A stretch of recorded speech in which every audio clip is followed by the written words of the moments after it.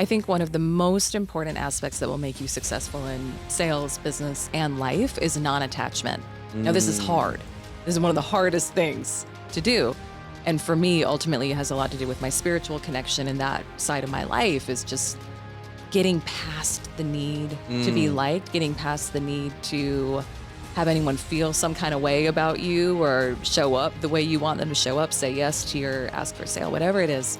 But I think when we can cultivate that sense of non-attachment, and again, for me, it's spiritual, but it also comes from taking those actions and getting uncomfortable and getting past the fear, your energy is so different. It when is you're different. selling, when you're connecting with others, because you genuinely do not care. It's like you want to show up, give your best, show up in your highest. But aside from that, Whatever happens, happens. whatever happens, happens.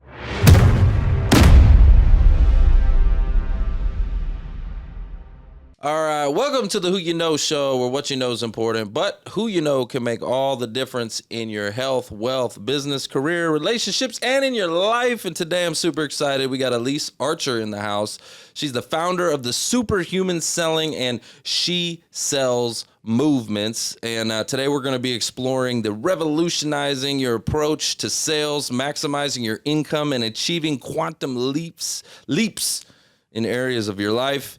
So I'm super excited. Elyse, welcome to the pod. Thank you, my friend. I'm happy to be here. I'm happy This you're is fun. here. I know, and I know Amberly connected us, Yes. right? It's Yes. all about who you know. Always. And right? Amberly is just an amazing soul. So shout out to Amberly. I know you just got done doing a podcast with her. I did. Yeah, just recorded with her, hightailed it on over to you. So this is such a fun day. I get to hang in Dallas and meet amazing Dallas folks like you. So yeah, happy to be here. I'm happy you're here. What was on her show? What was that aha moment, that light bulb moment? Was there something? Was there a moment on that show that was memorable, that stood out? She dropped so much gold just in even asking the questions, which Oh, yeah? was fun. Yeah, Okay. so she wanted me to talk about branding, which is more my background before what I do now. And one of the things she talked about was when we connected early in her brand, like years ago, and I was really impressed with what she was doing. Okay. But so much of it had been self-taught. And so we talked about a concept that she and I talked about back then, which my friends at Brand Builders Group, Rory and AJ, and I used to work with them, and they've been colleagues and dear friends for years, called Sheehan's Wall, which is when you're looking to rise above the noise and you're looking to build your brand and get known as maybe a sales professional or a thought leader or entrepreneur, the biggest problem people are facing is noise out there, right? Like so much noise. How are you going to stand out? Right. And so the biggest mistake people make when they're trying to build their brand and their business is they try to come at it from all different angles. And maybe they're like, I love Trevor's show. I want to go host a show like him, but I'm going to talk about health, relationships, wealth, fitness, all of it. But All the things. All of it. Yeah. But it's So, kind of, go ahead. Yeah. Speaking to everyone, you speak to no one, right? Exactly. Okay, yeah, gotcha. exactly. Yep. So the concept that when I was working with the team at Brand Builders that we would teach was this concept called Sheehan's Wall, which is there's kind of this invisible wall that divides people in every industry between the people who are really well known and the biggest names and thought leaders from the people who aren't as well known, right? And the biggest mistake you can make is trying to come at that wall from all different angles. So I'm going to talk about everything in my life. I'm going to try to come at it from all different angles, all different platforms. And when you do that, you diffuse all of your energy and efforts. So it's better to focus in, right, on one thing. And I think we can get uncomfortable with that, right? The riches are niching in the niches, They right? are, yeah. And I always think about it like this. Is you want to focus on how can I be the biggest fish in the smallest pond possible? And then I'm going to accelerate into the next bigger pond. And you just it's kind of like a plant, right? You put it in a certain size pot, you take care of it, you nurture it, it's going to grow, then it needs a bigger one. That's how you actually break through the noise. I love this conversation because it actually is applicable for our show. So our show started out very niche. It was the Who You Know job networking show, and it was for career changers. Yeah. And, I interviewed like recruiters and career coaches and anybody that could help job seekers. I did that for a couple of years. And honestly, I got a little bit tired of, got a little bit bored with the content. It was always the same content. Yep. And then I just, through proxy of doing it so often, I became the expert in that. So So then it's morphed, and now you heard me talk about, who you know can make all the difference in your wealth, health, business, careers, life, right? So I kind of opened it up now. It's not just a job search podcast, it's a self-development podcast. Right. And it's because also the type of people that I was having on wasn't always job search anymore. Right, exactly. But you focused in on that, and now you're expanding, and now that's exactly it. Okay. Yeah. So I am doing it the right way. Okay. Because now I'm like, wait a minute, am I? If no one knew you, this would be the deal. If no one knew you, if no one knew your name, and you were like, I'm gonna go be a life coach and just talk about everything on my podcast. Too much. It's too much. It's too much noise. Got but it. you're a living example of what we just talked about, which is you focused in on the career. Yeah, you don't have to read. I'm like, wait a minute. I'm like, shut it down. Shut it. Yep, Let's shut the whole pod down. No. But that's good. Okay, that's very good. All right. So talk to me about superhuman selling and the she sells movement. By the way, I love that she sells. I love that. I can't say it. She sells. You did a good job. Yeah, you were good until the end. It's alliteration. I love it. Yeah. Talk to me about the movement and where did it start and where's it going? Yeah, absolutely. Well, I've been in the sales world for years and years. How'd you get into sales? So I actually went to school for journalism. Okay. And this will make me sound really old. I was going to be a newspaper reporter. It's like, that's the dream. I'm living my dream. And I have a vivid memory, and I think I was maybe like 20 years old or so. I don't know. But being in my news ed class and the teacher saying how much you would make as a reporter. And I just remember, even at that time, like not a lot of bills, not a lot of expenses. I was like, that doesn't sound like a lot. How much was it? Do you remember? I think it was like 30 grand a year, something like that. And I was like, yeah, no, mama likes shoes. It doesn't sound like a lot. So I had always I'd always done stuff on the side. I was always entrepreneurial by nature. Like what kind of stuff did you do? Nothing illegal. I need the dirt. I actually didn't do anything illegal. I know.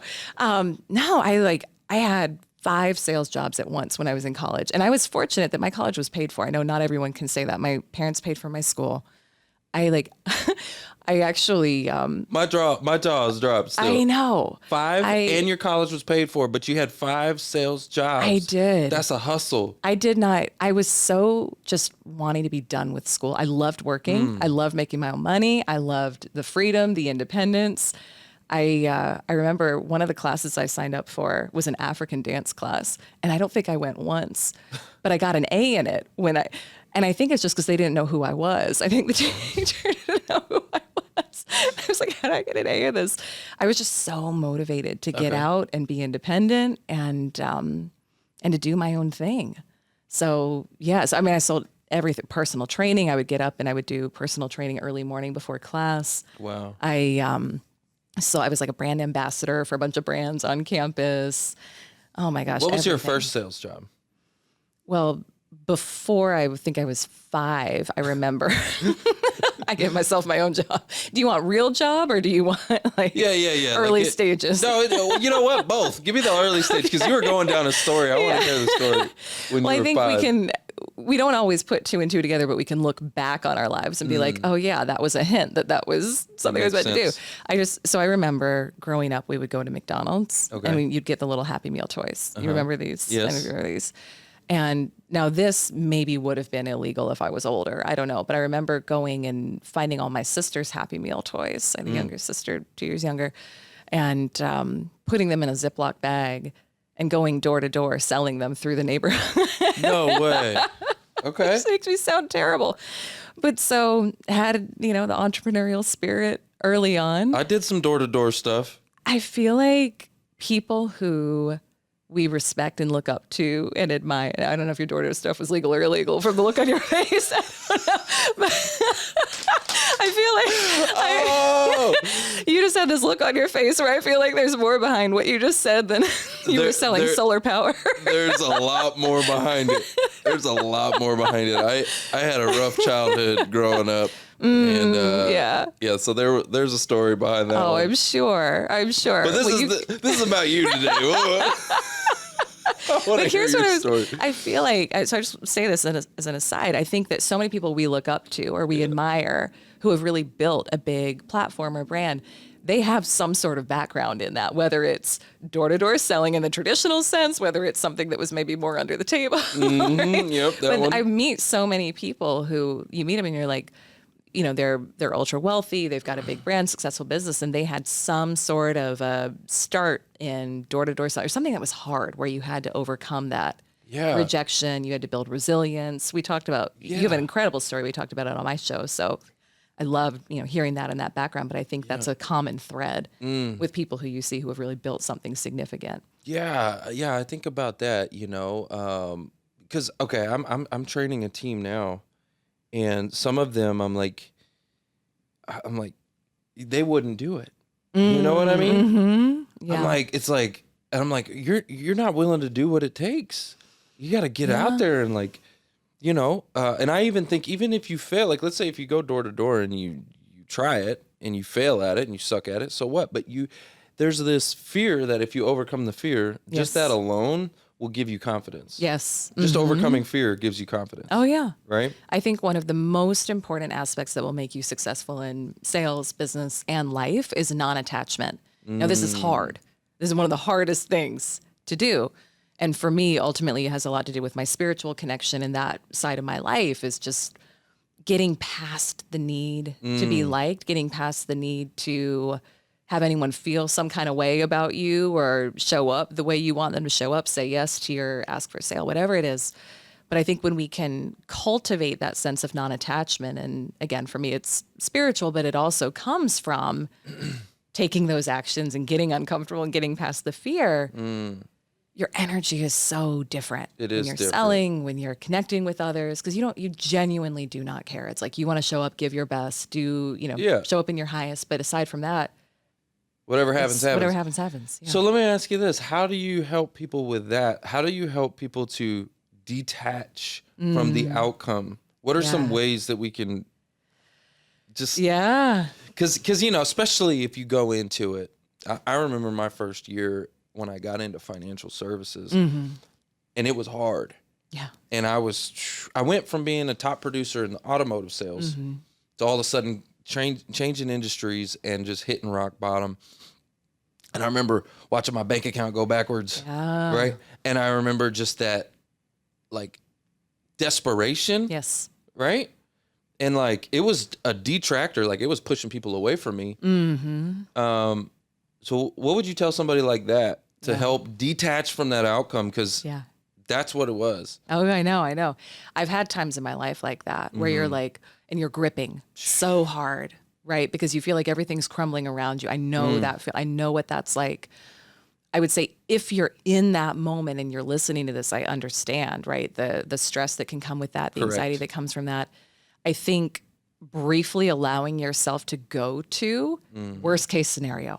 What happens, right? What happens? And this is actually why a lot of times when people hit rock bottom, right? Bankruptcy, they rebuild because they actually lived out their worst case scenario and they realized Not that bad. they were going to be okay. I'm still alive. Yeah, I'm still here, right? So let yourself, it's like, so if we want to release attachment, what's the worst thing that could happen with this? Maybe it's go ahead. What were you going to No, I was going to say that's so good because there's some quote or something like our biggest, fears or whatever. It's just all in our head. And they never come true. There's some quote about that. I don't remember exactly who said what, but it's something about that.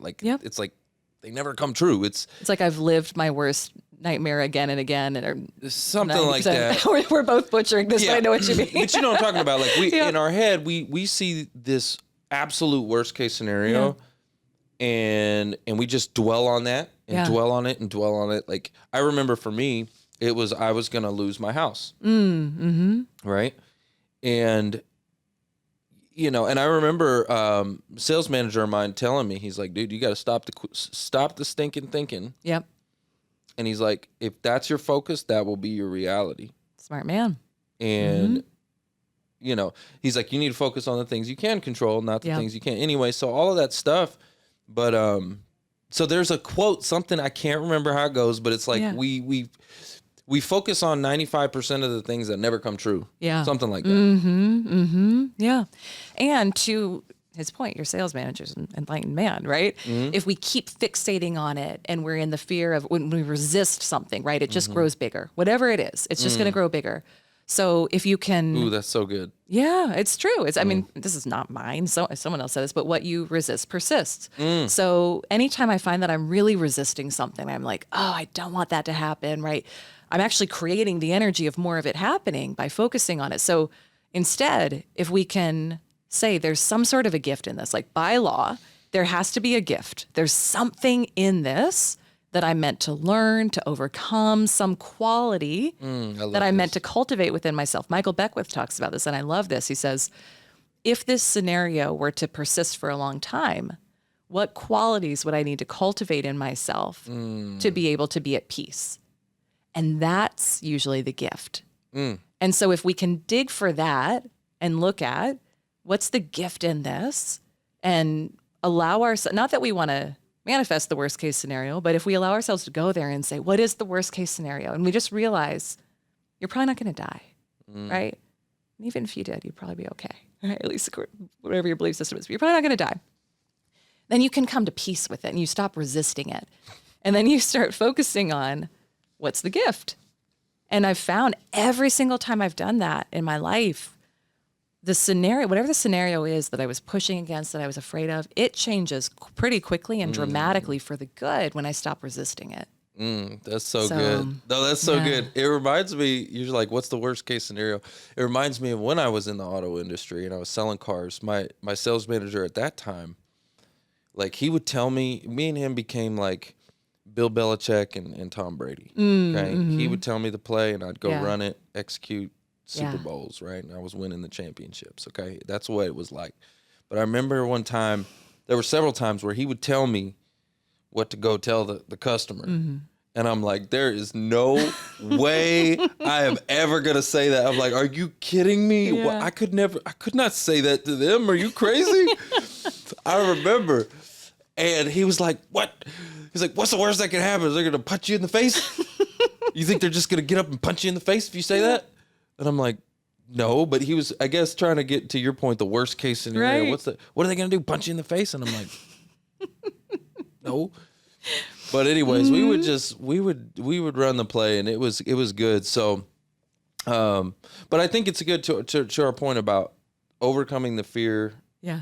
Right? Yeah. Overcoming the fear so that you can build some confidence, especially when you're first getting into sales. So, okay, you started out very young. You had 5 sales jobs in college. Did you end up graduating college, or did you like say, forget this? I need to make some money. Oh, I tell you, I graduated early because I just wanted to get out. Okay, You were just like, I was like, I'm done. You're like, thanks, parents.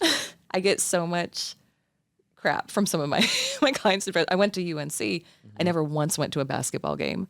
One of my clients gives me the hardest time about, like, anyone who follows sports, UNC basketball is amazing. I never once went to a basketball game. So like, I just want to work and get out and graduate early. So I graduated early, went into sales and marketing, and I sold digital media for large companies across the world. And I did very well.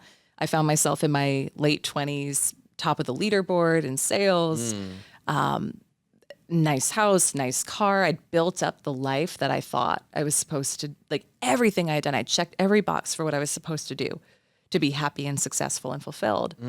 And what I wasn't sharing with anyone at the time was outside, I looked like I had it all together. Inside, struggling with crippling anxiety, panic attacks, eating disorder. I was in a marriage that was really unhealthy. And I'd like gone after everything I thought. Why do you think all that was? Why was it, all sunshine exactly and rainbows why on the outside, and then on the inside it just was falling apart? What was going on? I was seeking success and validation outside of me. I mean, that was it. And I think that's what a lot of us do at some point in our lives. I think that's the journey for many of us. No, that makes sense. In our lifetime, right? I mean, I think it's one of the number one things that humans crave is acceptance. And like I remember growing up, like I was a screw up. Like I was always getting in trouble. It was a screw up. I was kind of a throwaway. and I was told I was never going to make it in life or be anything. And then, that's why when I finally found something I was good at, I leaned into it. Mm-hmm. And so I was doing the same thing. For me, the trophy was my acceptance. It was like, you know what I mean? Because so where do you think that came from for you? I know where it came from for me, is because of the way I grew up. Where did that come from for you? Yeah. No, it's good. These are like deep questions. This is good. Yeah, I think there's a number of factors. One, I think that a lot of times and I love my parents. Like, I want to be very clear because they maybe listen. I love you. You're listening. Hi, Mom. Hi, Dad. Yeah. There's always some trauma. Hey, listen. There is. We all got trauma. You get trauma from your mama. Yeah. There's the mic drop for the. We just had Mother's Day. Yeah, I know. Day after Mother's Day. Happy Mother's Day, by the way.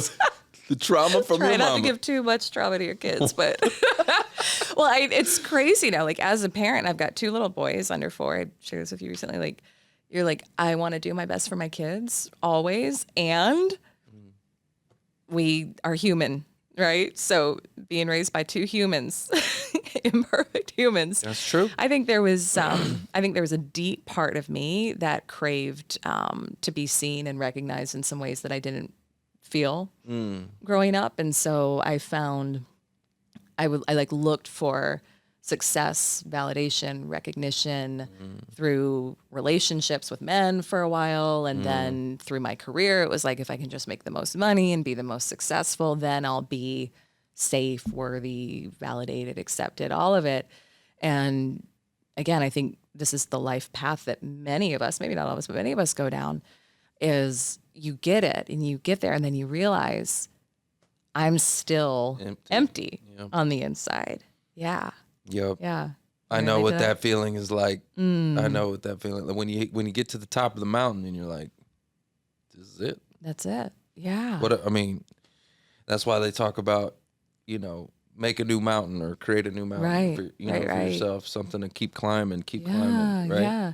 And I think there's nothing wrong with achievement. I'm a driven woman. I'm an ambitious woman. Sure. I love creating. Obviously, like, you're driven, ambitious, you get it, but it's the energy that you're doing it in. So there's this concept that we teach in the community called selling from wholeness, which is, most of us, at least I would sell from lack and separation. So it was like, if I can get this sale, then I'll be successful. If I can make this amount of money this year, then I'll be successful. The problem with that is there's always a gap, and you're always coming from some sort of lack. And so when we do the inner work, and there's a process that we teach our clients called the 4 quadrants of quantum sales growth. Yes, I have that in here. Yeah, I got notes, y'all. Okay. Yeah, it's a process. So I went through a transformation in my life and career, and this was only 3 years ago. So this was like 10 years after all the stuff happened in my 20s, when I kind of looked around. I was like, where am I in my life? But I went through a process where I had been stuck at the same level financially for over a decade. I was working really hard. But for whatever reason, I could never break past the low 6-figure mark. And I was selling from lack. I was still seeking validation externally, all of that. But I went through some deep internal work, and in that process, I actually 10x'd my income in 6 weeks, and I turned my annual income into my monthly income in 6 weeks, and it wasn't from working harder. And it happened so fast. I was like, holy crap, how have I been stuck and struggling in this area for so long? And suddenly it's here just like that. Clicked. But the key was, so I reverse engineered it. We call it the 4 quadrants of quantum sales growth. We can talk about it here. I've also got a free training for your listeners that they can go deeper into after the show. Yes, and yes. Yeah. But part of it is this concept of selling from wholeness, which is when we do the inner work to recognize our own inherent worthiness outside of anything, separate of anything outside of us, then we can come to a sales call, an opportunity, a conversation with that energy of non-attachment, like we were talking about, because you're already there. You're already good enough. It has nothing to do with any outcome. It has nothing to do with any amount of money, anyone saying yes or no to you.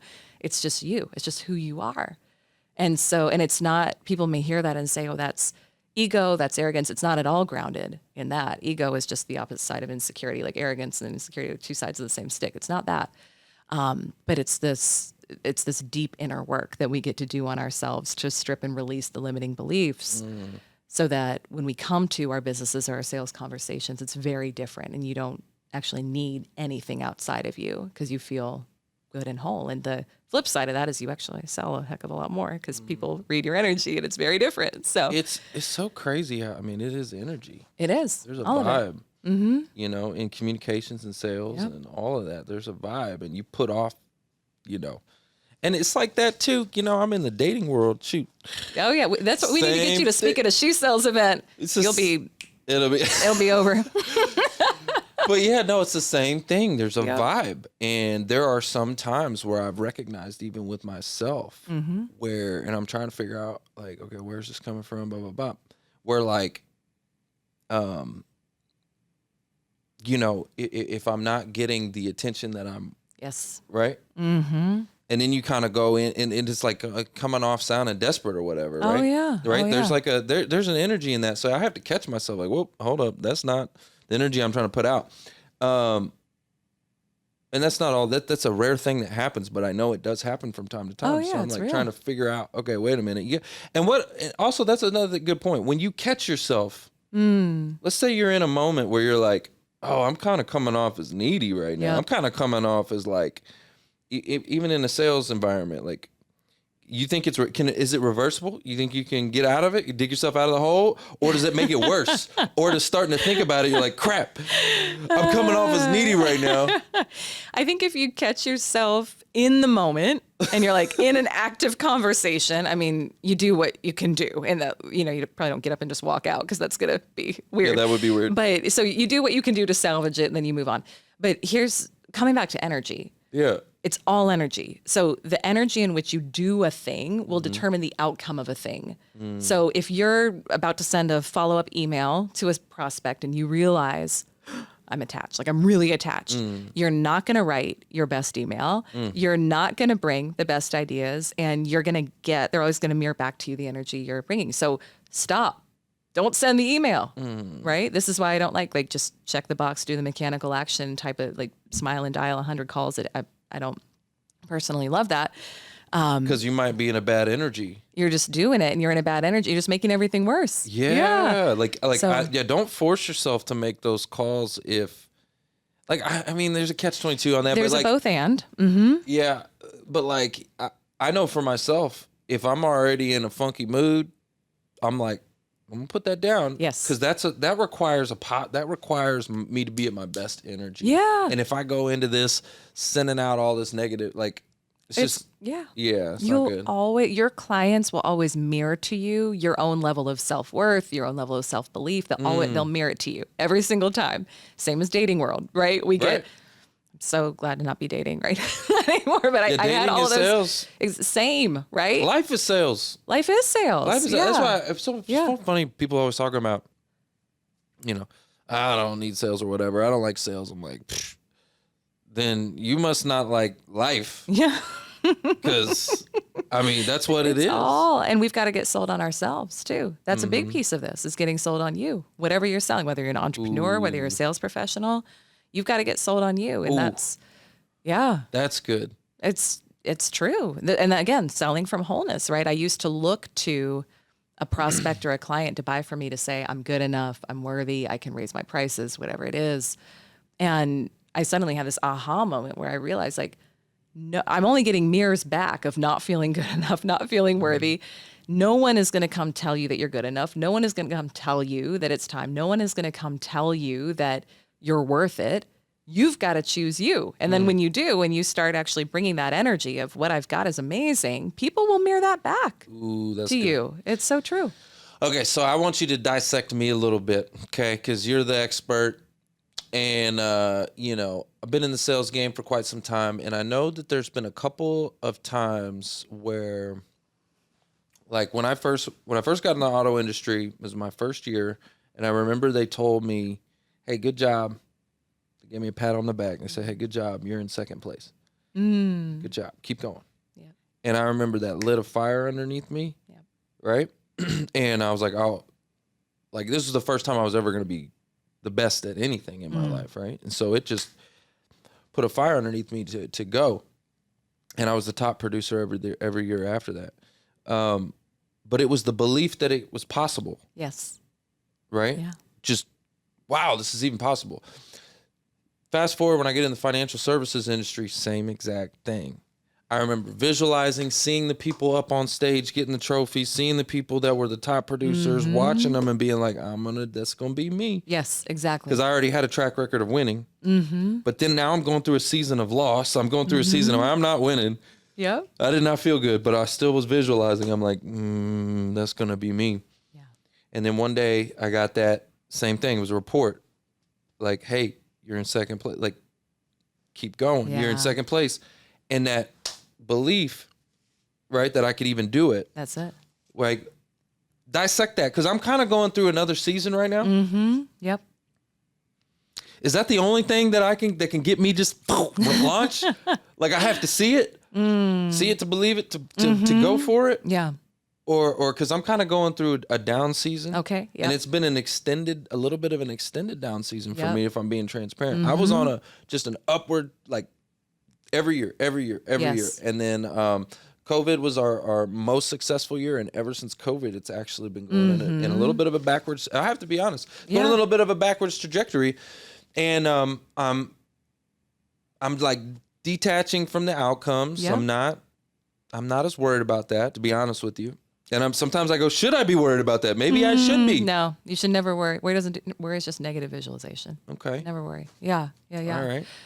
So, one, thank you for your transparency. Yeah, 100%. Because that's inspiring to other people to be able to be like, okay, it's okay if I'm going through a down. Like, if we're honest about the path to success, and anyone who's honest says there's ups, there's downs, there's swirls, there's wiggle, it's all over, right? 100%. So thank you for that. You're welcome. One thing that I know to be true, contrast always lives at the edge of your next level. So when we're on that, just the upward, and it's easy, and we're like, man, it's in flow, blah, blah, blah. Like, cool, good. We can ride that path for a while. But when we're in a season of contrast, which is challenge, things aren't flowing the same way, I'm doing the same things, but something it's like going backwards, what's up? There's something new that's seeking to emerge from you. I love this. Yes. Let's go. Let's go. Okay. Yeah. Oh, yeah. Oh, this is true. So there's something new that's seeking to emerge. So sometimes you know what it is, and I don't know how much you want me to put you on the spot on let's this go. show. Okay. Let's go. Do you have a sense of what it is? Oh, yeah. Okay. 100%. So I know a big thing that's been just staring at me has been stages. Right. So I've been doing this podcast game for 6.5 years, and Yeah. I've spoke on a handful of stages, and I just know that that's the next. Awesome. That's the next stage for me. And actually, it's my biggest fear. Public speaking is it's terrifying. Okay. So one-on-one, I could do this all day long. Yes. Getting on stage, different ball game. Yep. You know. So yeah, that's the thing. That's the thing? Yeah. That's Okay. the thing. Beautiful. So here's the thing.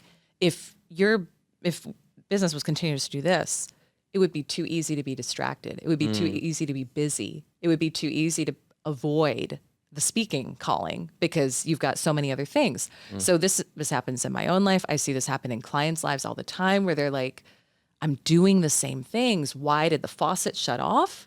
Or why did it slow down significantly? It's always there's something new that's meant to emerge that you're meant to pay attention to, that if we don't stop and pay attention to it, it's like something will happen where the feather turns into the hammer, right? Until we actually stop and heed the calling. So good. You're being called to go speak on bigger stages. You wouldn't have that calling on your life if you couldn't do it and you weren't meant to do it. And the only way to actually get your attention, and I'll use the word God, source, universe, people can use whatever language they want, right?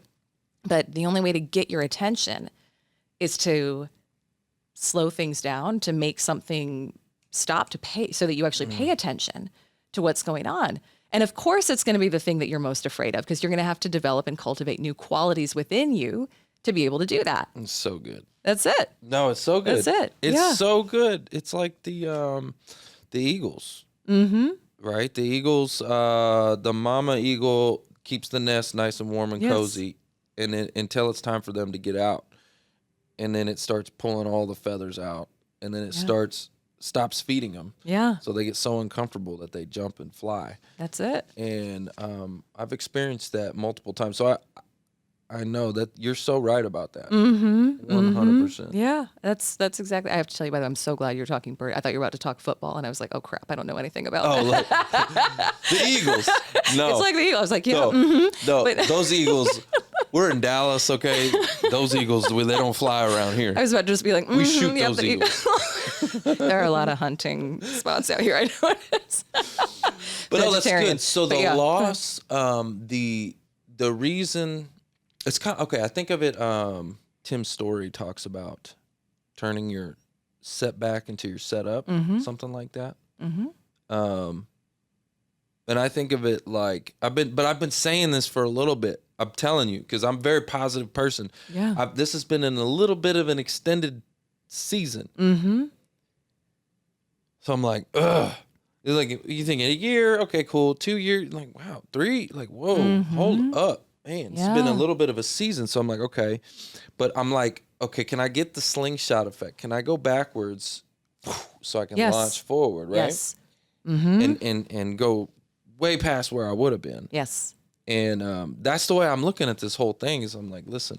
So I'm glad you said that. Yeah. Can I speak to something Yeah, you yeah, said? please, Yeah. please, No, please. I love it. So can I speak to spiritual law? Yeah. Like, can we just go all over? Let's from go. like door knocking and cold calling to spiritual law Let's to get Eagles. it. Okay, let's do Let's it. Cool. get it. So by law of opposites. Okay. Right. So everything has an opposite. So if you're going through a little hardship, little challenge, like a month of a downturn, and then there's a equal and opposite blessing on the other side of that. So little challenge, little blessing. Big challenge, extended challenge, prolonged challenge, equally big blessing. But the way to access that is kind of what we were talking about before with the non-attachment, right? So stop resisting it. Stop making yourself wrong. Stop saying there's something wrong here. It's what's the gift, right? What's the gift in this? There's some sort of gift in it. And I know by law, there has to be an equal and opposite blessing. And we start to access that as soon as we stop resisting what's happening and we start to say, what are the gifts in this, right? Which, to what you shared earlier about being in the audience and looking at and seeing the person on stage saying, I can do that. You just do that here. You just do that now, right? So you start to, okay, I'm being called to be on bigger stages. Yes. Right. So you start to see yourself there. You start to activate those qualities within yourself. You start to say, I'm already a speaker, right? I speak in front of however many millions of people are listening to my show, right? Like I'm already a speaker. I'm doing that. So you start to see yourself and build that self concept, and those stages will come. I love it. Yeah. I love it. I am. Yes. I am a speaker. That's it. You know what I'm saying? Yes. And one of the things that I've started to do this year, really focus on, is just simply asking. So I put, my speaker, media kit, kind of like what you have, right? Yeah. I put that together, and then just been reaching out to everybody I know, and like that's kind of my go-to ask. Yeah. Which I didn't really ever have one before, to be honest with you. Which you should. When somebody's like, "Oh, thank you so much. What can I do for you? How can I help you?" It's like, have an ask. Actually, That's a great that's point. the universe is saying, "Good job, well done." Yep.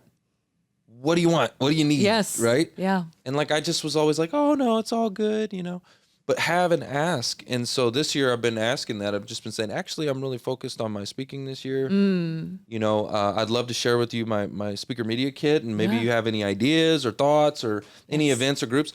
And it is coming to me now. Yes. It's actually coming inbound, which is really cool. Just by simply asking. Yes. That's it. Right? That's it. Yeah. Even in you talking about that, I'm like, I know someone here I think he's in Dallas, that I should connect you with, who'd be a very good. See, that's how it goes. You just got to ask. You just got to ask. Yeah. But you got to be open to receive. And you are with that. Right. And I think it's like the Joseph Campbell quote, right? The cave you fear to enter holds the treasure we see. I think we talked about that when you came on my show. Say it again. Right? Say it again. Yeah, the cave you fear to enter holds the treasure you seek. So good. So whatever it is, again, it's the same, right? Whatever it is that we're resisting, whatever we're afraid of. I was so afraid to speak on stages for a long time. And I consider myself a speaker now, but I spoke on a lot of stages where I was nervous, afraid, anxious, all of it. It is a different game when you're on the stage. I get it. It's different. It is. So okay, let's talk about that. Yeah. For coming from sales being like doing one-on-one type sales, right, with a prospect or a client. So you were really good at that. And then you got to a point where you're like, okay, I got to get on these stages and stuff. You're like, oh, Yeah. because that was with me, like in the automotive sales or in financial services, one-on-one. Right. No problem. Easy. Yeah. Well, part of how I sold when I first went into sales coaching, I became first I forget what the title was, but started off entry level. I eventually became a partner in this 8-figure international sales coaching organization. And how we sold was public speaking.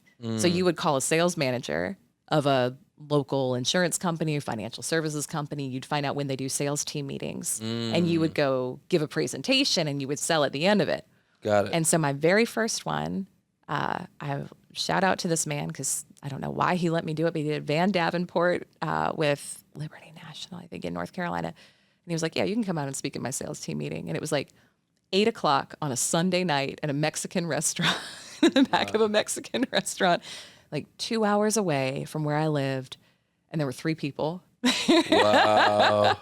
That's even more terrifying. It was. I was so nervous. I remember I practiced for weeks and like, so I'm giving my talk and everyone's like eating burritos and enchiladas and you could just like, it was humble beginnings, right? But that man took a chance on me. Yeah. He ended up buying coaching and a couple of other people there did too. And that's kind of how I got my start. So in you had public like speaking. you had like 100% closing ratio. I think we had like a 2 out of 3 or a 3 out of 4 ratio. And I was like, okay, this is so bad. It's not bad.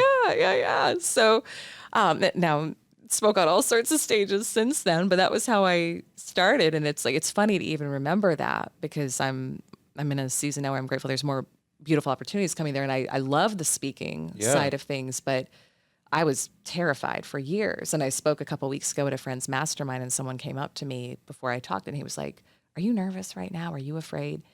And it was one of the first times where I could say, I'm not. And I think that's so we have to go through those uncomfortable moments. But I think as we ascend our levels of consciousness, we get to a point where it's like, you're more a channel. Like right now in this interview, like you're just a channel, right? You're like open, you're available. The things are flowing through you. Same thing will happen on stage. It's just practice. That's it. That's good. That's good. Because now I'm not scared of them. I'm running towards them. You know what I mean? And it's interesting because there was literally a time when I used to run from them for real. But okay, so let's talk about.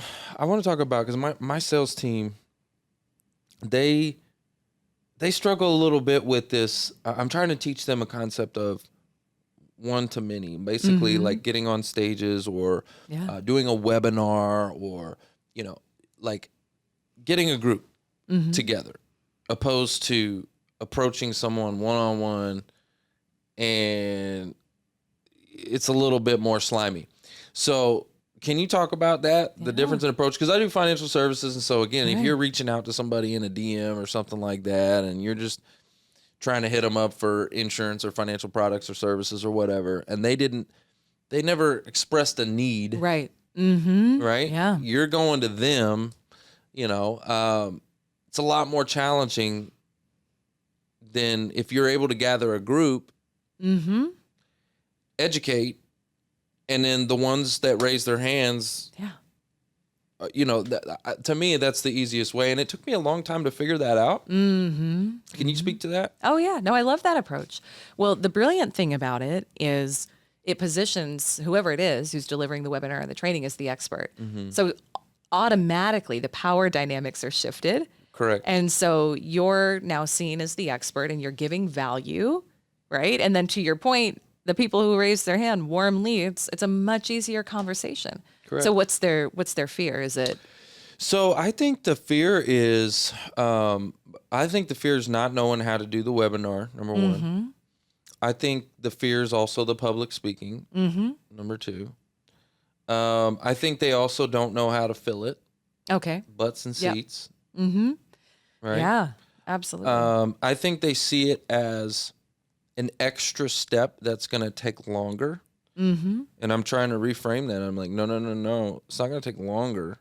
Yeah. It actually, can expedite everything. Oh you're my gosh. doing. Yeah, absolutely. Because right now you're just pushing people away. Yeah. Everybody's running from you. Mm-hmm. Right. Mm-hmm.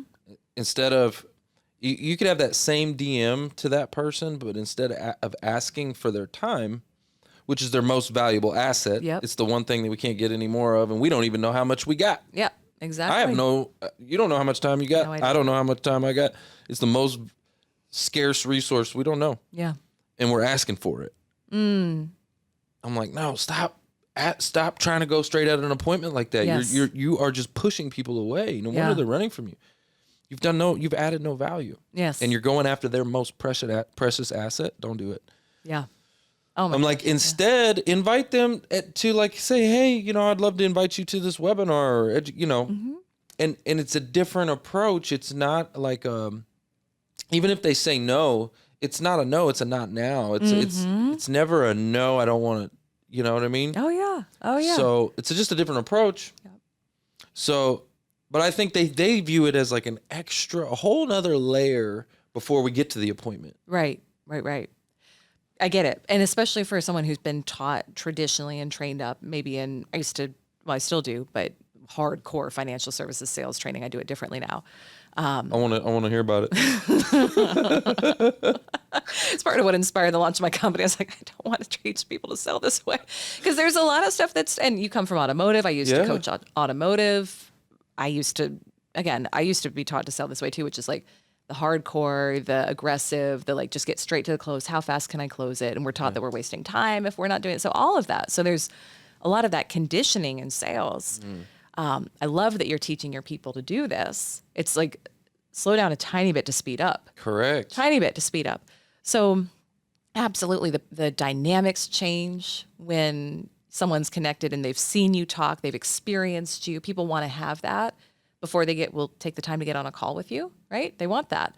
And just think about how we buy today. I think anyone who has resistance to it, think about how you buy. You're searching online, you're consuming content, you're checking people out, you're watching their videos. When I think about some of the biggest purchases I've made in coaching and mentoring, I was like cyber stalking, consuming all the content.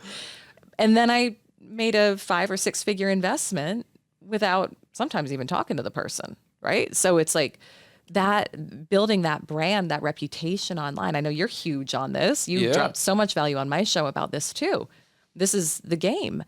But for your team or for anyone listening who's maybe feeling that same resistance, number one, just think about how people buy today. Yeah. Your clients are no different.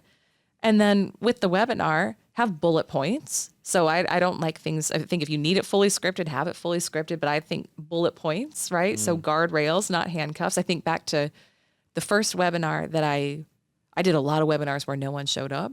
I did a lot of webinars that I fumbled.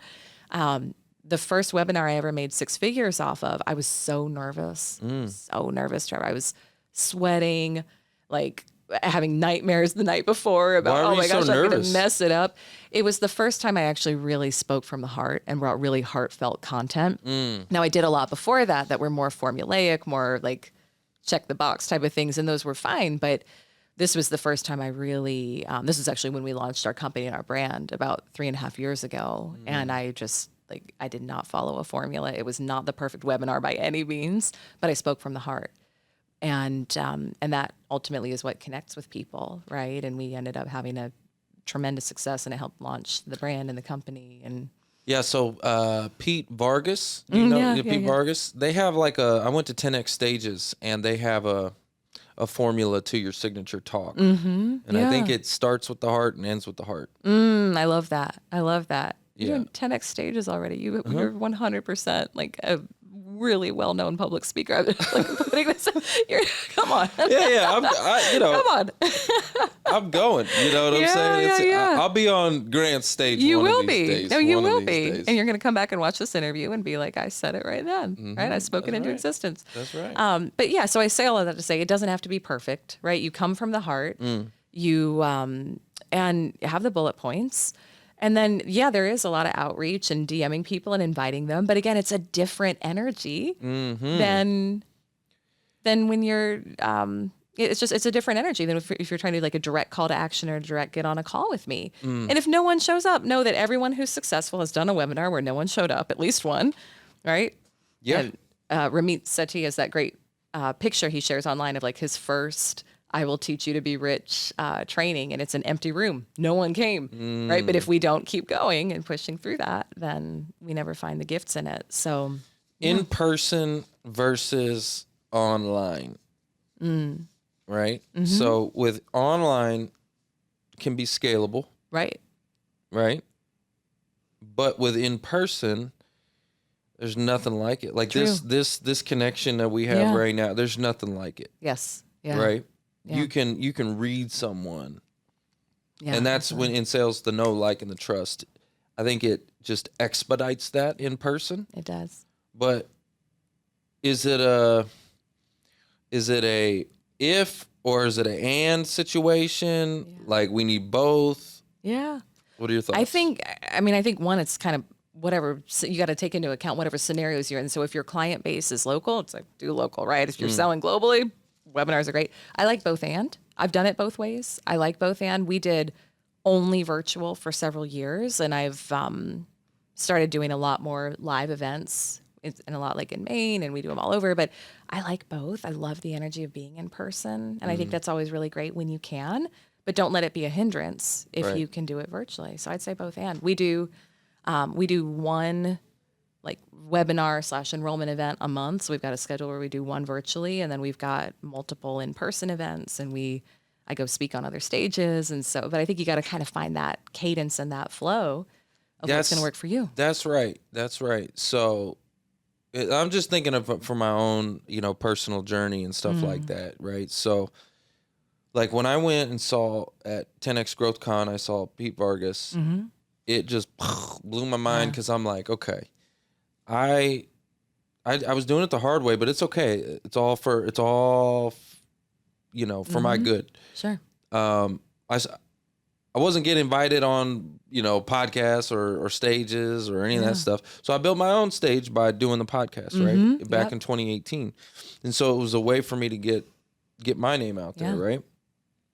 And but then when I saw him talk about other people's stages, like, oh my gosh. Because I've done my own events. I've created my own stage, my own conference. Amberly spoke at one of them. I mean, it was like, but it's so much work. It's so much work. So much and usually work. not cheap either. Not cheap. Talk about beat down. Yep. Your energy, like, oh my God.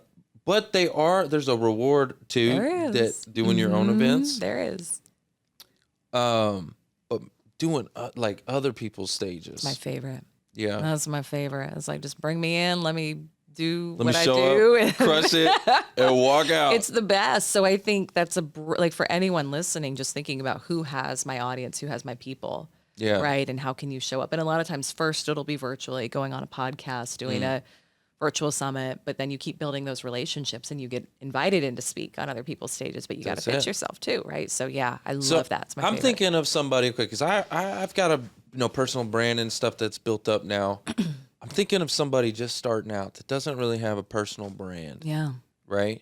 What would you suggest for someone like that to get started? Because ultimately they want to get on other people's stages. Totally. That's the goal. Yeah.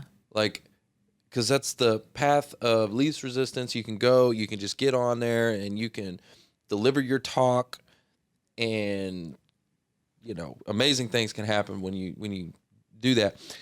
But if you're starting out with nothing, what would you suggest for that person to do to kind of start to build that credibility, get their name out there, kind of like, because obviously that person who has that other stage is not going to let that. Right. Who are exactly. you? Why would I let you on my stage? Right. I think you have to do exactly what you did. And it's what I did to start too, which is make your own stage, which anyone can do today. Like you've got such an awesome setup, and I love that you have the in-person, and you don't have to do that, right? Zoom, hello, people can do that. Start immediately. You can do that tomorrow. So make your own stage, whatever it is. Like, it does not have to be crazy bells and whistles. I think back to 2015 when I was first launching my coaching business, and I had 6 months to make it work. And I had one client who'd paid me $300 to review a presentation for him. It's like proof of concept. I'm an entrepreneur. I can make money outside of corporate. Let's go. But I still had 6 months to start making up for the lost income from my corporate job. And I just went all in on building my brand. I started a local networking event for sales professionals. And I gave the intro. I'd bring other people in to speak. But I was the host. I was the facilitator because I knew the power of being the host of an event. But it was like back of a restaurant, nothing crazy. A lot of stories of backs of restaurants today, which I don't normally tell, but it's where a lot of things get started, right? It's where a lot of things get started. So I did that. I started a podcast. It was 2015 before I had any idea what podcasting was. I actually had a couple people invite me on to theirs who were local networking contacts, which was brilliant. And I'm forever grateful to them. So what was that like, your first podcast episode? Oh, I got nicknamed Giggles by one of my first co-hosts because I just wanted to be liked so much. I got attached, very attached. And I guess I was nervous. I had a nervous giggle, so I got nicknamed Giggles. So I like to think I've come a long way. But yeah, again. There's an interesting energy to doing a podcast. There's a very interesting energy to it. Yeah. You know what I mean? And like, especially with the headphones, I'm telling you, it's a weird thing. It's like you feel it's just the energy. Yeah. So you got all giggly with that energy. I got giggly, but here's what I'll say. So I did that, and then I started doing daily social media videos. Terrible quality. Yes. The lighting I was. did that too. Oh, okay, so you get this. Yeah. I saw my pastor at my church. He would put his phone, like in his car, like a GPS or whatever, and he would drive around and make videos. And I remember it was like, man, how are you doing your videos? And he'd say, oh, I just got one of these little holders in my thing. I said, oh, cool. So I went and got one. Yeah.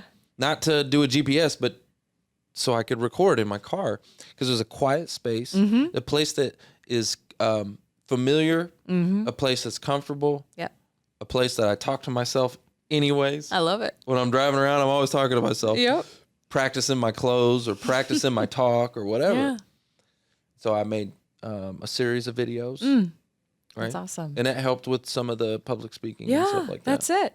And for anyone listening, hearing, like, it was scrappy, right? Yeah. You got the phone in the car and you're recording.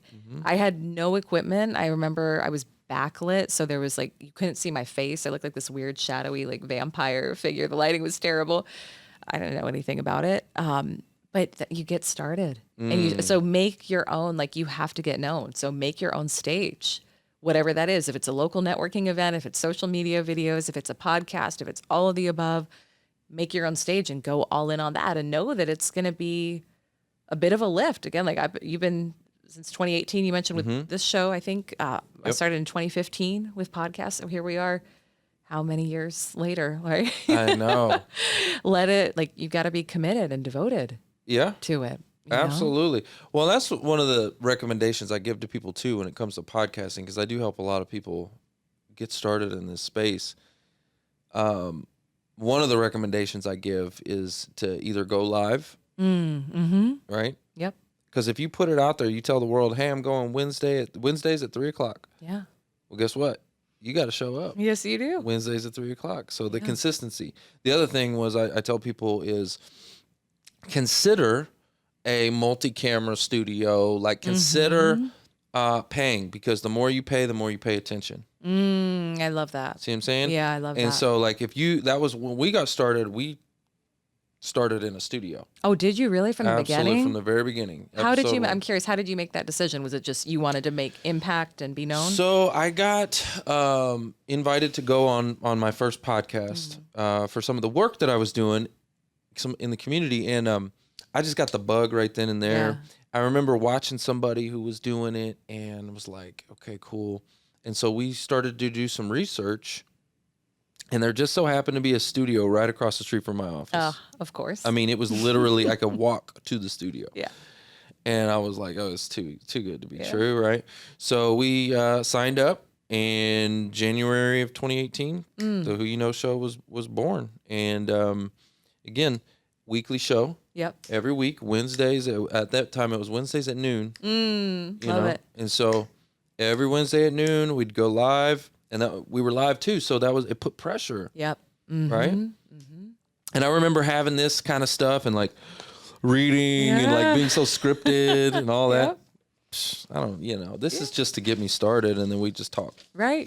Like that's what people need to understand about this is just having a conversation. That's it. Yeah, that's it. But I also want to do my best to serve you as the guest. I want to make sure that we get all the things, and squeeze all the nuggets. So I know you were talking about, we kind of went on a couple little sideways here, but you were talking about the 4 quadrants. Yes. Okay. Yeah. I think we touched on one of them. Yeah. Maybe. I don't know. Kind of, sort of. like tell me more about the 4. I know one of them's like your mindset. Yeah, exactly. So and I can keep it brief too, because we've got a deep dive training that people can take on. You this have the as training. well. Yeah, it'll be in the show notes. Y'all can go get it. Okay. Yeah. Y'all need to get a free training because she's the best. She knows this stuff. Yeah. So we call them the 4 M's. Okay. And I reverse engineered how in the world did I go from being stuck at the same level financially. I'm working all hours, working so hard, and I cannot, for the life of me, break through. And suddenly, I didn't do anything different, but I 10x'd my income in 6 weeks. How did that happen? So reverse engineered it. We call them the 4 quadrants of quantum sales growth. The first is mind over matter. So when I say that, what do you think of when you hear mind over matter? Mind over matter. I don't know. That's a good one. I think most people feel like just push through, just keep going, right? It's kind of like some of what we've been talking about today, which is there can be merit in that. Perseverance, yeah. Yep. But when I say mind over matter, what I mean is literally how your mind impacts the physical 3D matter in your world. So this is neuroscience. This is, again, according to science, only 3 to 5% of our results come from the actual strategy that we take. The remaining 95 to 98% are based on our subconscious belief systems, our wiring, our self-concept, our identity. So most people are like, they're trying to go for number 1 on the leaderboard, or they're trying to have a multi-million-dollar business, but their self-concept is I'm an average performer, or I make X amount per year, and it may not be what you want. Right, but you don't get what you want in life. You get what you are. That's why. That's why in my example, when I saw like that I could be number 1, That's it. I was number 1. That was mind over matter. Yeah, right. That's it. Exactly. But before it was a belief. That's it. It was 100% a belief. If I I couldn't see it, wasn't possible. Yeah. You know what I mean? It felt impossible. Yes. Until it all of a sudden, oh my God, not only is it possible, but I'm gonna do this. Yeah. Right. That's exactly. And then I was unstoppable. Right? Yes. It goes from being impossible to unstoppable. Ooh, that's good. I love that. That's good. Have you said that before? Because that was good. Yeah. No, I never said that, but that's good. There you go. Pull that one out. That was good. So that's mind over matter, right? Yeah, and so okay. that's how do we rewire our subconscious belief systems, our identity, our self-concept to actually see ourselves as the person who goes out and makes that amount of money, speaks on that stage, has that amount of business success. Because once you can get your subconscious to accept the belief, its whole job is to go to work giving you ideas, actions, inspirations, things you can do that will make that your reality. So that's the major work, is how do we, and most everyone has a gap between where they want to be and where they are. So you know that you're on the right track when whatever the goal is, like let's say it's speaking on a certain stage, when you can say, hey, if you got that opportunity today, it would feel natural. It wouldn't fit. Most people, I ask this question, like, think about your income goal, whatever it is. And what would happen if you received that amount of money today? And people are like, I'd be ecstatic. I'd be excited. I'd be thrilled. And like, you're not a match for it yet. That's great. It's great that you'd be excited and ecstatic and thrilled, but it would still feel bigger than you, is what you're telling me with your words. So when it would feel natural to you is when it would happen. That's when it'll happen. And it'll feel natural before it actually happens in your world when you do this inner work. So it's how do we make ourselves a match for the results that we want? That's so there's good. there's like some deep work we do with that. And I think we teach it in the training, something we call old personality versus new personality. So there's a deep dive in that. Second quadrant is money. And this is so important. People don't realize we all have a financial set point for how much money we make. And again, it may not be what we want, but take a look at what have you been earning the past 6 to 12 months. Okay, there's your set point. So again, just like a thermostat, we can raise it, but we need to know how to do that. And a lot of times people have resistance around receiving a certain amount of money.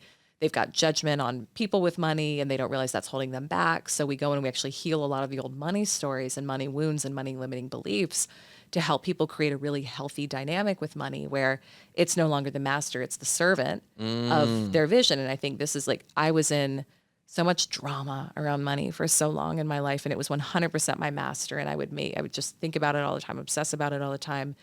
And I have really gotten to a place in my life where it's like, I let it flow. I let it support me in what I want to do, but I'm the master. It's the servant. And people don't realize we put the dynamics on money that we actually related to our parents with growing up. So if we had a parent where we felt like we had to be performative or we felt like we were unworthy or whatever, because our parents growing up, to whatever extent they did or didn't represent security, that was our security and safety.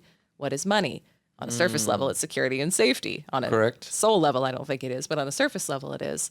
So we'll superimpose however we felt like we had to show up for our parents to receive love, attention, and support on money. And then we have this weird money relationship and we don't even realize that we've created it. So when we heal those money stories in our relationship with money, it flows in very different ways in our life. So that's the second quadrant. The third, and bear with me on this, especially for all my male listeners, because I was weirded out by this one too at first, is masculine and feminine energy. Now, I like this. Let's go. Let's go. Let's go. I was speaking at a mastermind of mostly men a couple weeks ago, and they were all so interested in feminine energy. And I was like, really? I didn't expect it. It was great though. It was great. So you can also think about flow state. Feminine is, so a lot of men can probably relate to that. Like think about playing a game of golf or like sports or whatever. You just get in flow state. That's what we're talking about here. So it has nothing to do with being a man or a woman. We all have both types of energy in us. Masculine is where most of us, and especially women in the business world too, we tend to reside and we don't realize it. So masculine is structure, it's logical, it's linear, it's I make this many outreaches every day, I say this thing, I run the play, I get the sale, right? It's predictable, it's outcome oriented, it's repeatable, it's about me versus we. Nothing wrong with any of that. It's structure, it's your CRM, it's your calendar, it's your talk tracks. Those are fine. However, it's kind of, if we're residing mostly in that energy, it's kind of like having a cup of water, but no water inside of it. And we don't realize why we're burnt out, exhausted, depleted, uninspired. So feminine is the vision. It's where are you going? It's the quantum leap energy.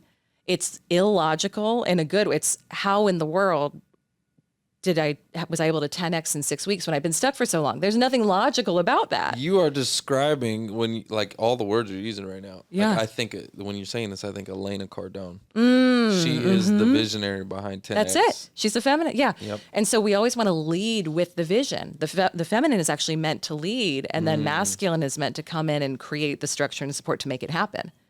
Right. So when we can learn to tap into That's so interesting. Yeah, I know. So interesting. Yeah. So again, regardless of gender, if we can all learn to tap into leading with the vision, what's my vision? Where am I going? And then we follow that. That's also feminine is the being versus the doing. So we talked earlier about embodying, like who is the person who's speaking on the stages, and can I capture that energy? Can I be him now? Can I feel that now? Right. We be that person. And we draw what we want to us, and then we also use and we implement the masculine structure to support us to get there. So there's a lot more. There's nuances to how there's actually are gender related, but there's nuances to how, as a woman, if we can structure our business and sales activities, it's very different from how men are designed to do it, but we'll get far more results. So there's a lot more like down the rabbit hole. Dang, to go there another time. No.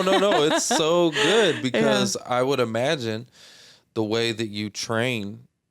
Like you would think sales training is sales training, but it sounds like there's like, probably a difference. It's very different. Yeah. Women's energy cycles run on 30-day cycles. Men's run on 24-hour cycles. So you go through certain energy peaks throughout a day where you're predictable every single day. You're going to have variations, but for the most part, you're going to be pretty predictable. For a woman, that same energy cycle that takes you a few hours takes a week. So we actually have weeks where we're best suited for outward facing activity, connecting, interviews, prospecting, webinars, teaching, training, selling. We have weeks where we're best suited to planning, creation, weeks where we're best suited to details, loose ends. And most women think what's wrong with me? Why am I not showing up the same way every day? Like I got to just like push through.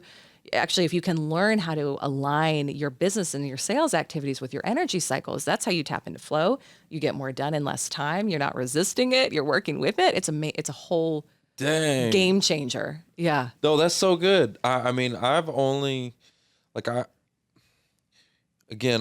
talk about these two industries because there's a lot of differences. But when I was in automotive, I did get in flow. I got in flow a lot. Mm-hmm. Like, and I would sell 3, 4, 5 cars in a day. I mean, it would just be like there were some times where there was nothing that could leave my mouth that would ever be wrong. Like it was gold. Like I was going, no matter what they said to me, no matter what happened, like I was going to close the deal, and I did. And it was like, holy smokes, nothing like.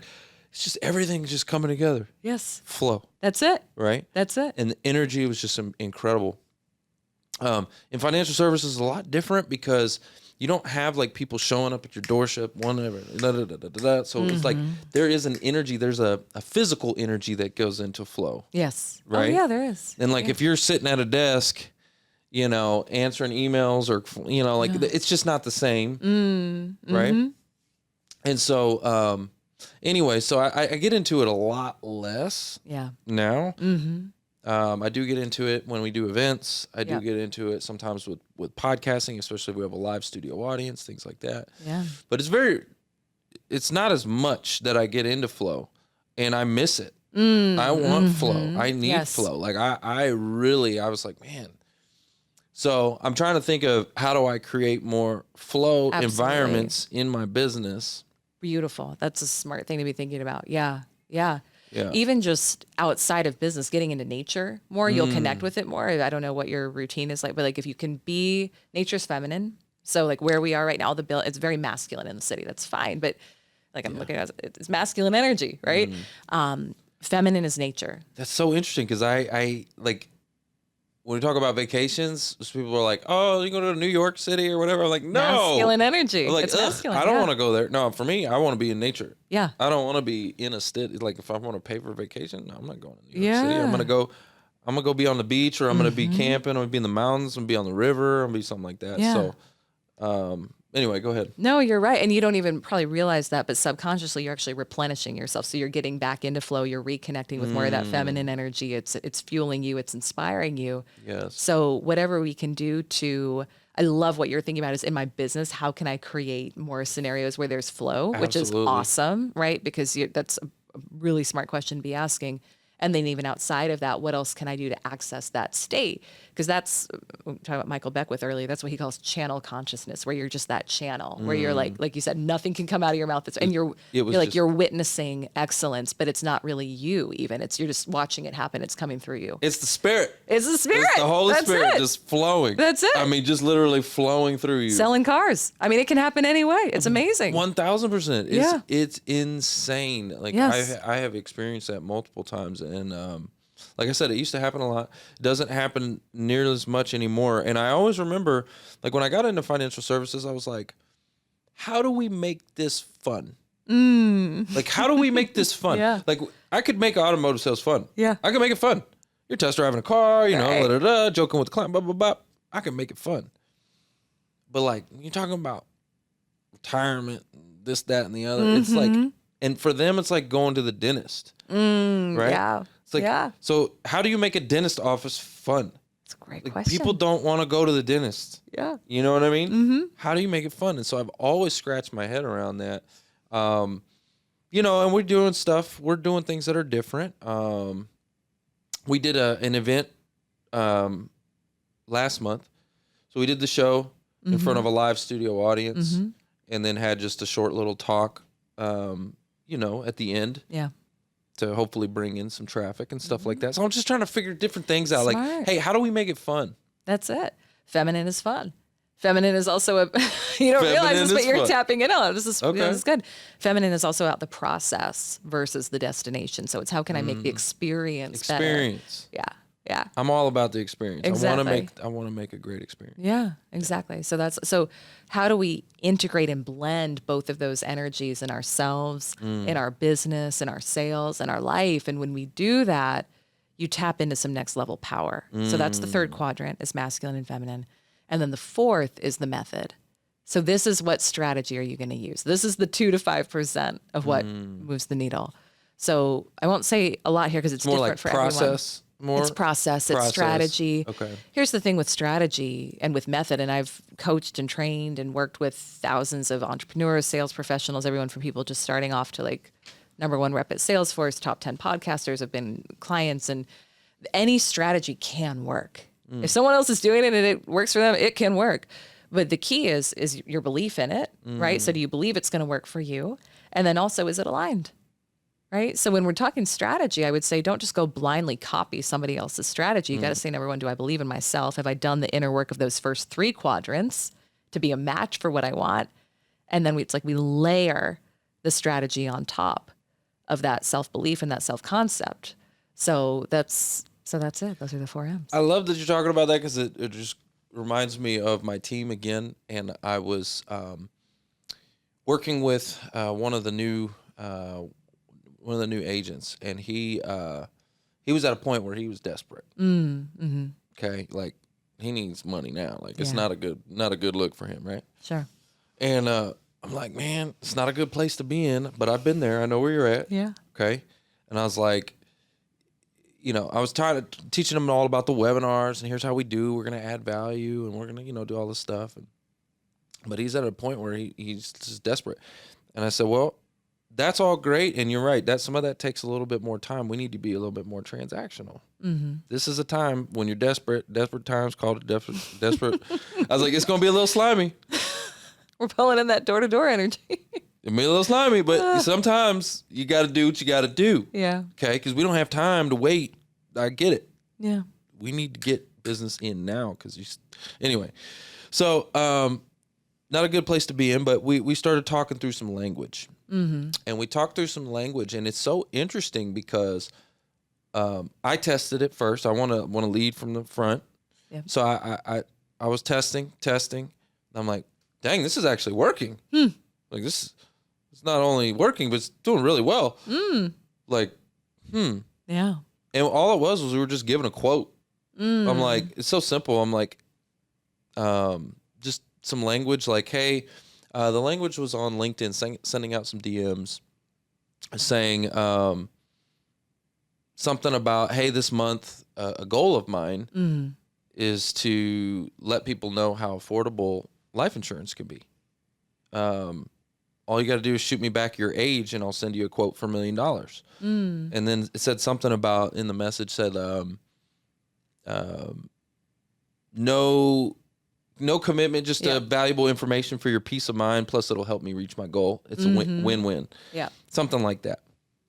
Anyways, long story short, people are shooting over their age like crazy. I'm like, I've never seen more people interested in life insurance ever in my life. Yeah. Like, cause they, I always learned this long process to get there. I'm like, this is the easiest, quickest, simplest, just give a quote. Yeah. Yep. That's the gift in that scenario. So challenging scenario, right? Man's feeling desperate, nobody. Right. Equal and opposite gift. Gifted. Man, we just found some really good language that's going to help not just now, but moving forward. Absolutely. That's how it works. And the reason I was going into that story, I know it's kind of a long story, but the reason I was going into that was I started showing some of the other members of the team. I was like, look at the results. Look at this. You need to do this. Yeah. Everybody needs to do this. Right. And, but certain people, their belief, there you go, they wouldn't do it. Yeah. And I'm like, you are missing out. This is working. Yeah. It's copy paste on this. This is not like, and yes, your results may be different from my results and stuff like that, because obviously, I've built up a brand and I've built up trust. So when I send a message, it may be different. The perception of the person on the other end may be different than, but I'm like, you don't get in your own head about that. Yeah. Like somebody literally on my team, they asked me that. They were like, yeah, but you've had this podcast and this, that, and the other. And I'm like, don't worry about all that. That's it. Yeah. You're getting in your own head. You're telling yourself why it won't work already. Exactly. Instead of why it will work, or what happens if it works. Yes, that's exactly it. What we need to do when we see someone else having success is look at them just like you did, those people on stage, and say, I can do that, right? That's for me. I see it. I recognize it. You spot it. You got it, right? So let me say that's for me. But to your point of the method and the strategy, two people can be saying the same thing, running the same strategy, have different results, and it's going to come down to their belief system in it. So that is gold right there. That is gold right there, because you're right. I mean, that's exactly the same point. Like, it was working for me, it's working for him, but some other people, it's not working for them because their belief on it. Yeah. It's their belief. And I if you believe it's going to work, what is it? That saying, whether you think you can or you think you can't, either way, you're right. Yeah, that's it. You know, the first time I heard that, tell me, it was not a pleasant experience. Oh gosh. So back in the auto industry, I was up for there was a promotion that came available, and those opportunities didn't come available often. Yeah. And so I walked up, to my GM and was like, hey, if you mind if we talk. So we sat down and we talked, and I was like, hey, I know this didn't work out, a couple years ago. Right. But the opportunity's up again, and I would just like to know what your thoughts are, this time around. And he's like, well, that's the good news. I don't have to make a decision for 90 days. And I was like, okay. Well, that's unfortunate, because if you don't know after 6 years, then you won't know after 90 days. Like, and he said that to me. He goes, well, whether you think you can or you think you can't, either way, you're right. That was the first time I ever heard that. And I was like, I didn't even understand what that mean. I just knew that, look, you're looking at the guy. I've been here for 6 years. You want me to dance for 90 days for you like a puppet? You want me to just... That's what he wanted. Yeah. And I'm like, no. But and I put in my 2 weeks notice. Yeah. I was like, here you go. But that was God making things uncomfortable for me. That's it. So that I would leap. I would take that leap of faith and leave. And great things came from it. But that was the first time I had heard that saying. It was actually to me at that point, it was like a negative. Like, he was almost rubbing it in my face, like, well, whether you think you can or you think you can't, either way, you're right. Actually, a great spiritual truth, but not the context wasn't pleasant, right? So, I'm like, yeah, you're right. I'm out. Yeah. This is my 2 weeks notice. I'm out. I think we talked about that when I had you on my show, just those moments that are so uncomfortable where we're like, man, what am I doing? Why am I quitting this job where it's clutch? Or why am I like putting my hat on the ring to go speak on the stage? But it's those moments where we're refined and shaped. So absolutely. But that's it with the method piece. So those are the 4 M's. Okay. Yeah. So, all right. We're going to make sure we put the link in the show notes for people to go grab that free training. Yes. Okay. We've got a special link for you. So it's ElyseArcher.com/Trevor Houston. So people can go to that link and grab it. Okay. Perfect. Grab that link. And then send me over an email at trevor@whoyouknow.show. If you go, I want you to send me over. I got something special for you too. And then tell them, if you will, real quick about your podcast. Thank you. And maybe who have been your top, let's just go top 3 interviews you've had on your podcast. Like, who's the top 3 guests you've had? Because you've been doing it for quite some time too. Quite some time, yeah. This particular show, we're at 350 episodes, but we've, 4-ish years, something like that. I've been podcasting longer than that, but it's amazing. Yeah, it's been fun. Okay, so thank you. So She Sells Radio is the show, and you've been on as a guest. We're releasing your episode next couple of weeks. So number 1 guest right here. Well, you're in the 3. Like, you have to be in the 3. No. But here's what I will say, though. The story you told about growing up and about the bookshelf bed. Oh, the bookshelf bed. Which people have to listen to that episode to hear, maybe you talked about this show before, but I told my husband that night about that, and I was like, you will never believe like the story that I heard today. And he was moved. He almost cried. And this man doesn't but like, it is moving. Your story is moving. Thank so you. I appreciate that. It's incredibly powerful. The other 2 top that I would say, we've had so many, oh my gosh, so many good ones. I mean, we've had Amberly on the show. She was incredible. She's phenomenal. Love her so much. Such a powerful story. Yeah.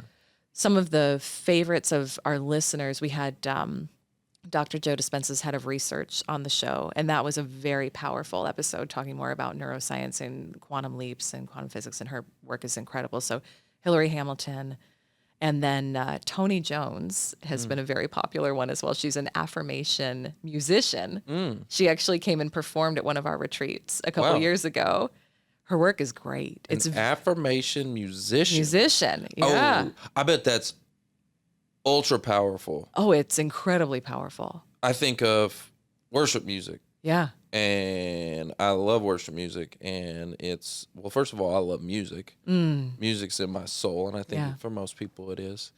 And then affirmations on top of that. Yeah, she was a life coach, and she does amazing. It's like really good, vibey music. So people can go check her out on Spotify. She's been on the show. She's really, really great. I think she's been on twice now. People love her interviews, so she's great too. Sidebar on music. I just discovered they have AI Tupac, and I'm like, this is oh my God, and it's so good from someone. Listen, from somebody. What did we come to? It is good, and AI Biggie and all of it.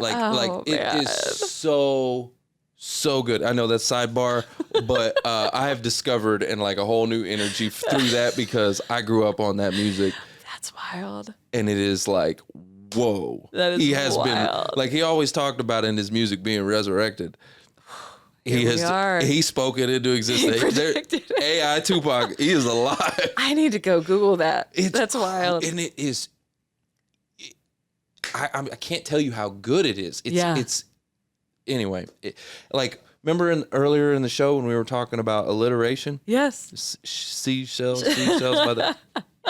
He did that a lot in his music. See, he was a writer and he was a poet. I mean, he wrote a lot of poetry. There was a lot of poems that I used to love that all of a sudden they're now putting it in the music. He never rapped them, but these were poems that he wrote, and now they're in the rap.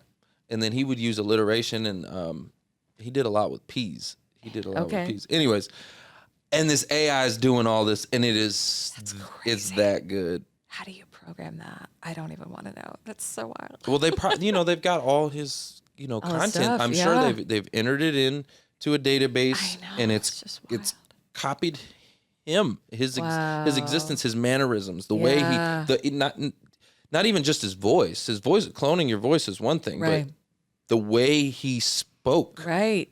It's insane. I'm like, how is this possible? Anyways, it's crazy. We're going somewhere with this AI stuff. That's a whole nother conversation. I know. We could get true, deep. Though. Are we real? Is this really us sitting here? I know. I don't know. It's going to get like the Matrix. It already is. I mean, this is, I think life is a lot like the Matrix, but I agree. There's a whole nother level unfolding that we're witnessing right now. Do you want to unplug? I think we should unplug. We were talking about that the other day.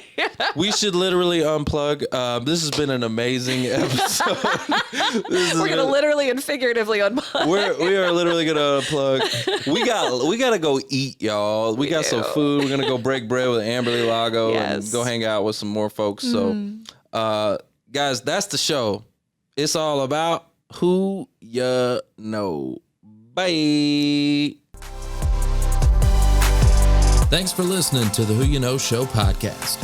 My name is Trevor Houston, and if you've enjoyed this episode, consider subscribing wherever you listen and leave us a positive review to help us keep the mics on in the studio. Until next week, that's the show. It's all about who you know.